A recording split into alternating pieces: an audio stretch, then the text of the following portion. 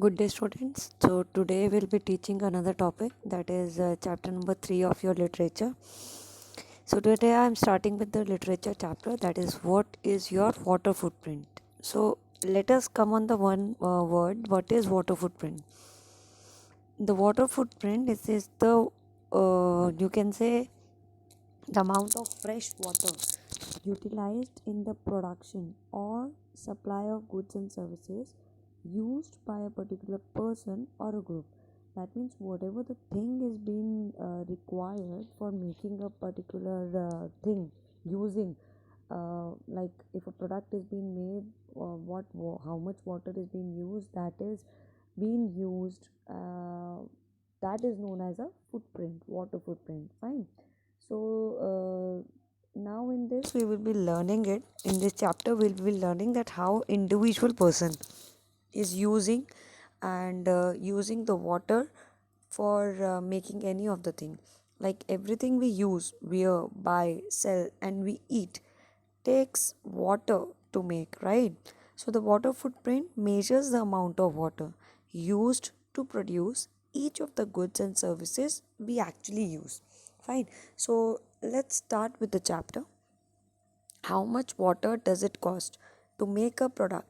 Will calculating this cost or corporate water footprint help make businesses more water sustainable? So now you can say in this particular video you will come to know that corporate water footprint, they are talking about like in the companies, factories, not companies, in the factories where the product is being made, how much water they are using and how much water they are actually wasting and contaminating as well. So this is being required over there. So they are saying judicious use of this resource is imperative, but unless one knows how much water is being used, how can they take step to limit their usage? If the person is not aware of, like, they are using the water, how much water they are using, if they are actually not aware, how can they judicially use it? How can they save the water? So for that purpose water footprint has been made. So water footprint helps one understand the amount of water being used at an individual level all the way to a national level and in the numerous processes involved in manufacturing and producing our goods and services. So one particular one particular person, that is individual, the individual person, how much water they are using for manufacturing and producing of a good. So this is been calculating of water. Okay. So now an accurate water footprint also takes into account that the amount of water contaminated during the manufacturing and production process.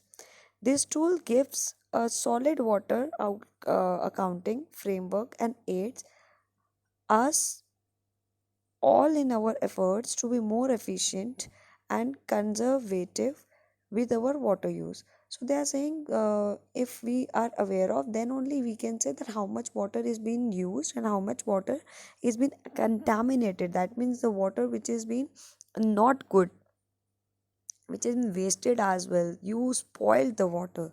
Fine. You polluted the water during the manufacturing production. So this particular tool is being required to take care of each and everything, that how much water is being used, how much water you are contaminating as well.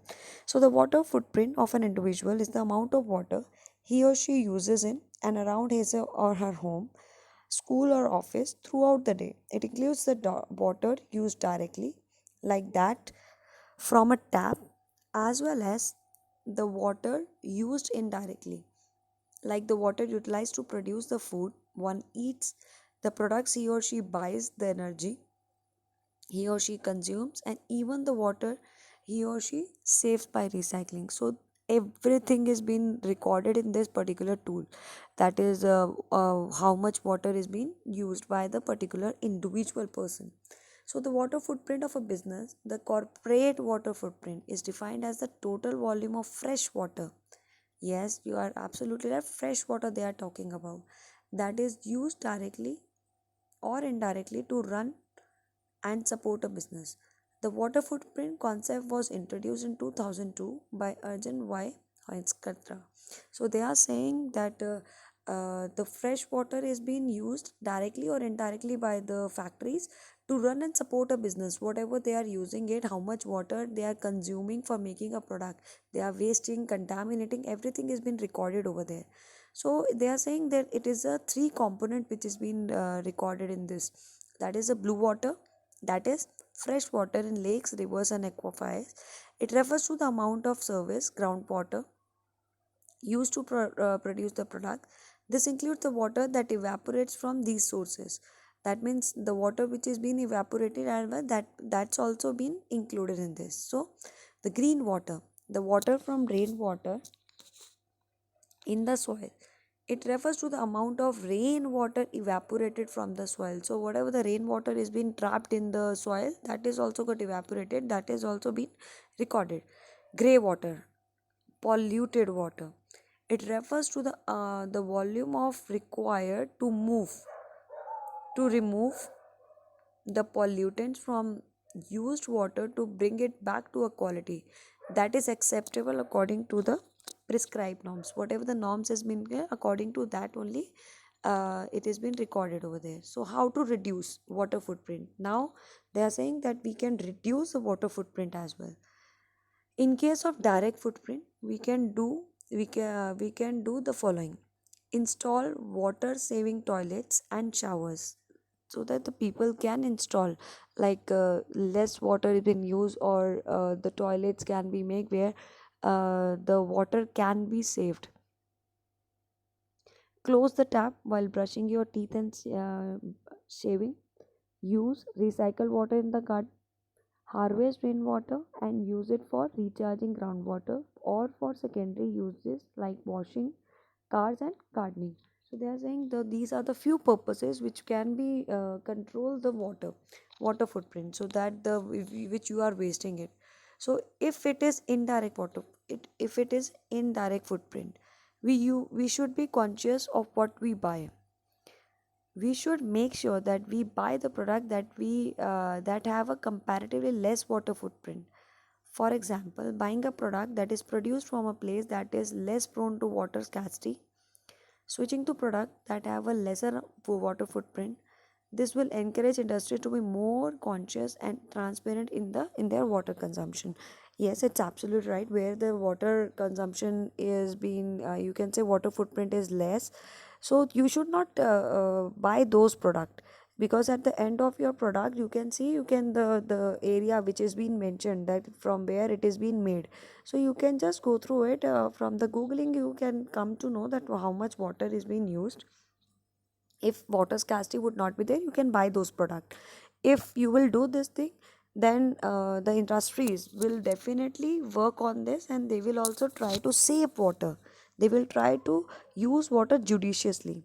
Fine. So water footprint network has developed calculator which can help the individual access their water footprint based on their lifestyle and their location. The calculations are based on the water requirements per unit of product as in the country of residence. So now they are saying the network is also being developed to calculate the individual water footprint. Fine. So whatever the lifestyle, whatever the location is being mentioned, there according to that only the water footprint is mentioned. So how much of water does an individual use? How much water does a company use? Does it recycle any?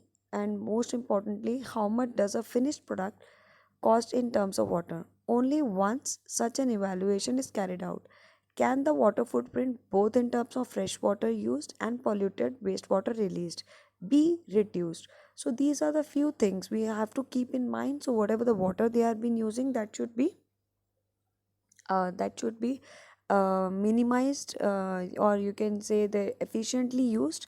And pollutant water, they can reduce those water, right? They should reduce it, because the water is very precious thing in our life. So a transparent water accounting of an industry's needs is a tool that can lead to better response strategies that are not only topical but also custom built per location and season, that will help the consumers make an informed choice. That means everything is accountable, everything should be transparent in front of the consumer. If it should be clear in front of the person than the consumers. That is their choice. They should be informed about the choices. Fine, whether they would be accepted, whether they wanted to buy it or no, right? So Indian Standard Organization is working on a procedural standard on how to incorporate water footprint in a product. Life cycle assessment. Responsible citizens too need to be aware of their duty, make wise choice, and demand for transparency information related to use of water for all the product that they use. So they are saying that the water footprint, whatever the organization is there, they should be written. They have to write these things at the back of their, like integrants where it has been mentioned, they should write this, that how much water they are using it, how much water footprint they have used it. Fine, that should be mentioned on this, and then that would be a choice of the customer that they wanted to consume or buy those product or no. So it's time industrial water disclosure be changed from voluntary to mandatory. After all, scarcity of water will lead to a drought in business too. They are saying it. Yes, they should mention everything. It should be mandatory for all. Then only they will use the water very efficiently, judicially, so that near future the drought will not be faced, because the for the business tool the water is very essential one. I hope that you have understood it. Water footprint, or you can say the water is very precious. That's why this chapter is being covered with you or discussed with you. Kindly rethink on it, right? So, this content has been published with permission from India Water Portal, that is www.indiawaterportal.org. Message you are getting with it: when the well is dry, we know the worth of water. When you don't have a water, then only you will understand that how much water is being required for you or important for you. Thank you, everyone.